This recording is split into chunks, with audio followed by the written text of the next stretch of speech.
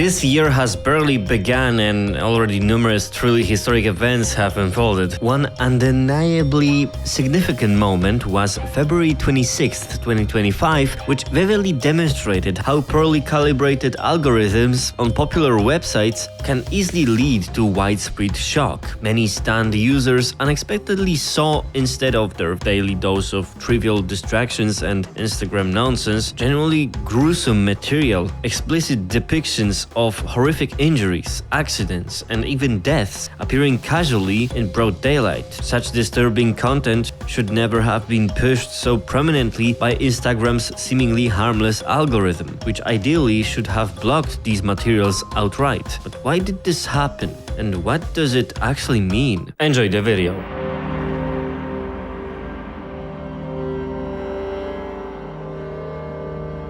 Please remember to subscribe this channel, give this video a like and leave a comment under this video. Thank you, and let's get back to the video. Before we move on to the next part of the video, I need to slowly explain something to you in detail. A certain distinctive category of websites that are now pretty hard to find in the modern internet. The so-called shocking sites, shock sites for short. These were deliberately created web pages that contained content intended to surprise, evoke strong emotions, or provoke strong reaction in an unsuspecting person visiting such sites. They often featured disturbing videos, disturbing photos, or other materials that seem to be pretty controversial, unusual, or unpleasant to say the least, especially for a viewer that isn't suspecting such content. Such sites were most often used as a sort of an online prank. People would send each other links without revealing what lay behind them, just to see each other's reactions. Although these sites used to be more popular back in the day, their relevance has greatly diminished today due to tighter control and regulation of online content. In the 1990s, the early internet was quite a chaotic place, and the lack of regulation allowed content that would never have had a place in other more traditional media. In the second half of the 1990s, the first websites featuring shocking images and videos, often related to brutality, began to appear. The true golden era of shock sites came between 2000 and 2010, when these sites became an integral part of internet culture, frequently spreading virally. They were used for trolling, challenges among friends, and as a type of tolerance test against gruesome content. A few of them even evolved into legendary memes. Starting around 2010, along with the rise of social media and increased online regulation, shock sites began to lose their significance drastically. Most such sites were permanently shut down, banned, or deleted. On top of that, internet users themselves changed, because once the internet went more mainstream, an ever smaller percentage of people found such things amusing. People simply became more aware and cautious about clicking suspicious links. Most modern shock sites, if they even still exist somewhere out there, now mainly function on the darknet, in the dark zone of the internet, or on some weird niche specific forums, basically in closed-off communities. Don't get me wrong, shocking sites still do exist somewhere, but it's just not as common as back in the day, and they don't have such influence as they had back then.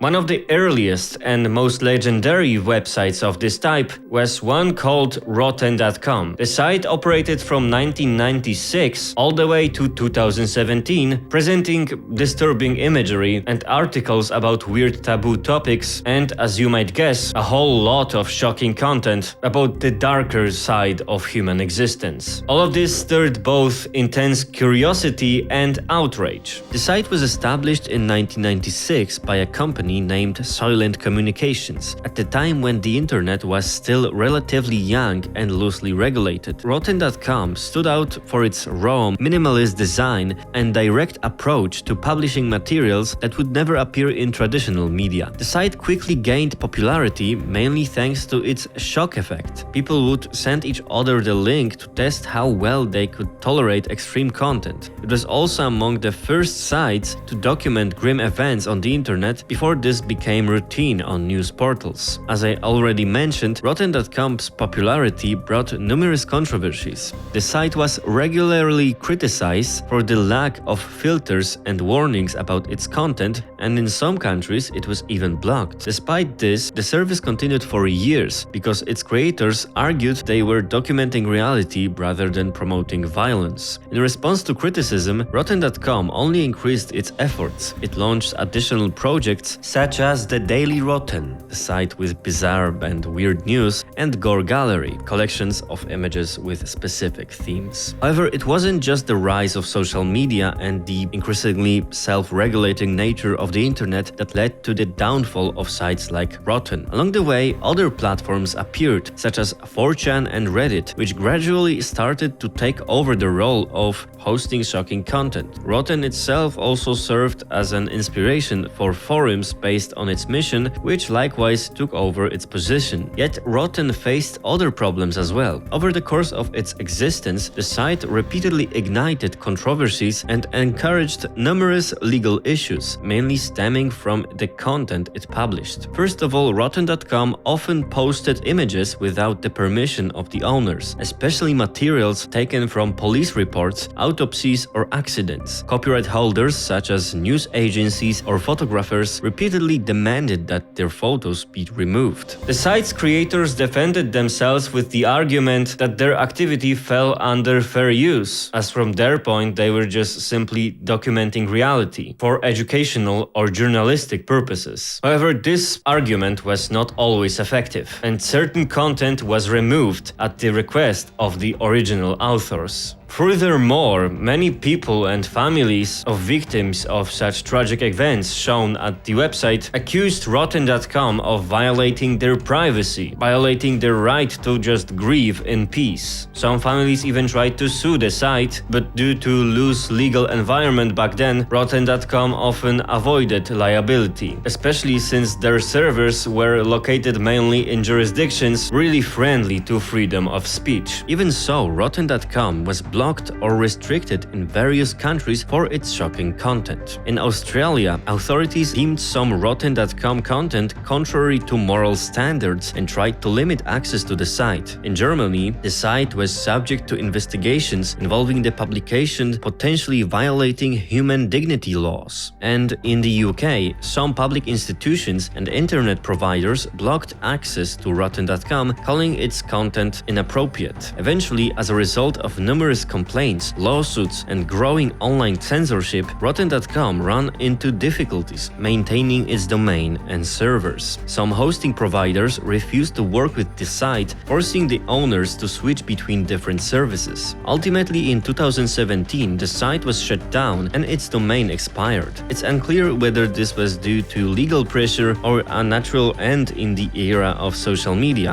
where shocking content started to be broadly moderated. Or maybe it was because of the creator's exhaustion, or a combination of all these factors.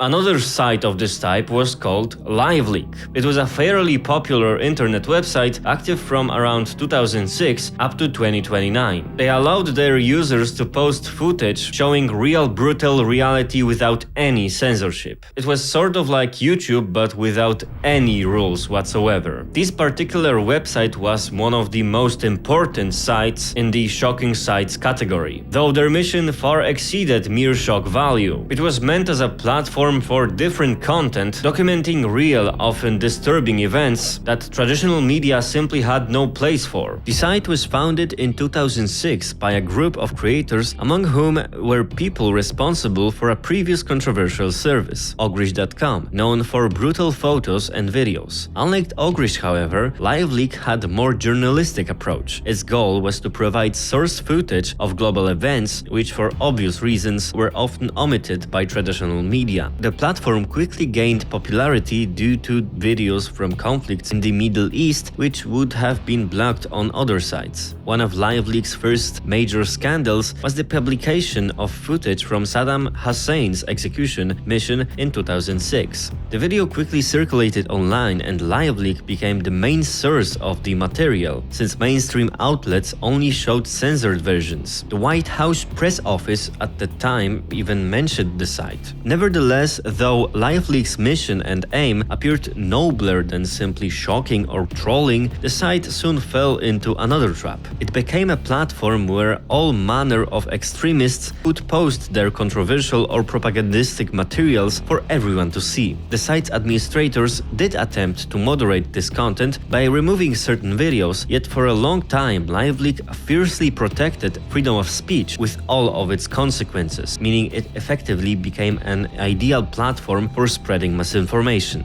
The service also faced similar problems to others in this category, legal troubles and attempts by various governments and institutions to block it. After years of controversy and legal pressure, LiveLeak shut down on May 5th, 2021. Founder Hayden Hewitt stated that the world has changed and there is no longer room for LiveLeak in the new reality of the internet where content regulations had become more stringent.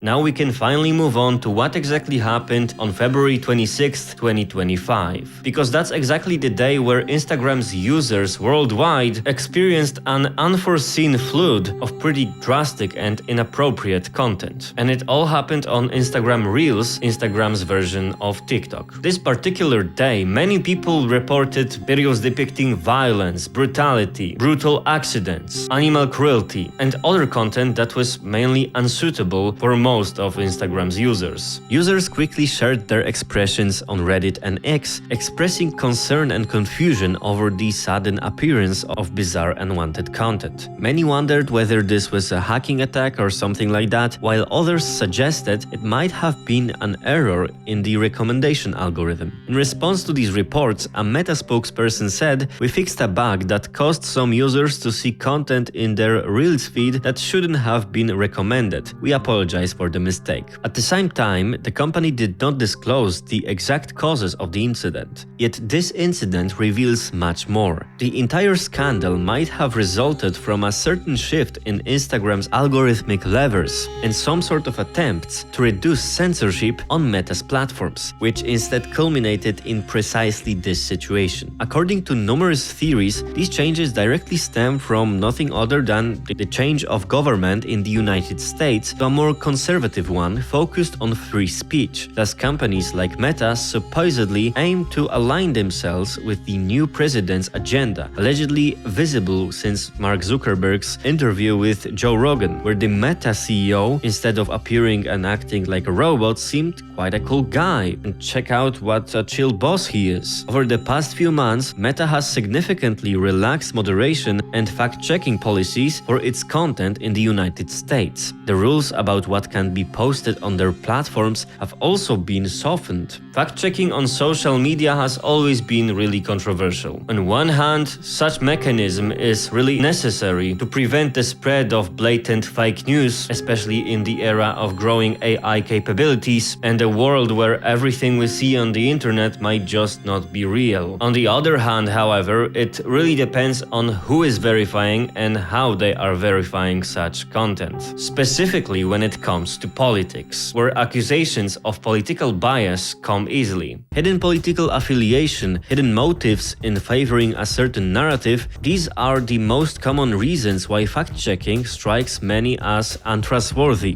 Conservatives often accuse fact-checkers of favoring leftist narratives, blocking conservative content, and censoring criticism of governments or corporations. Meanwhile, leftist circles argue that fact-checking is essential because right-wing media more frequently use manipulation and fake news. Moreover, fact-checking is increasingly used as a tool for content moderation on social media, exactly marking which content should reach a larger audience and which should vanish or at least get its reach slashed. YouTube often flags or straight up removes videos deemed misinforming, even when they are not 100% false. More and more independent media outlets complain that their articles are hidden by social networks' algorithms if some fact-checkers labels them unreliable. effectively implying censorship. Perhaps the biggest example is a certain global disease that deeply divided our society, and any voices of criticism or skepticism were wiped off the face of the earth, even if years later some once censored theories about, for example, the virus origins turned out to be completely true. Returning to the core of the matter, however, we ultimately really need some sort of moderation on modern social media, in the modern internet. So we, for example, don't allow fake news and misinformation to proliferate dangerously. And honestly, one highly intriguing solution seems to be the community notes system on X, formerly Twitter, known for some time now,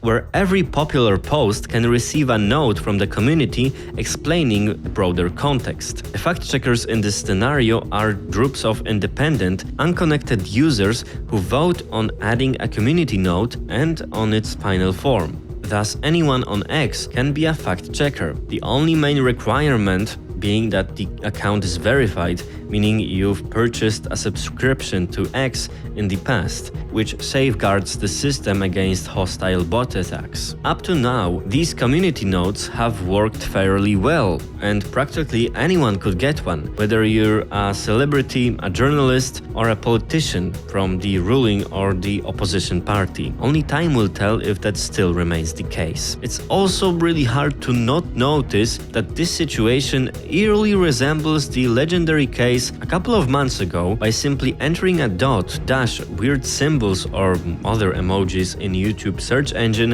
Extremely strange content, moderated by nobody, would surface, much of which had no business being on YouTube at all. Sometimes only the thumbnails were bizarre and graphic, but often the videos themselves were too really disturbing. So social media algorithms are strange. And what do you think about all of this? Be sure to let me know in the comments. Take care on the internet. Thank you for watching.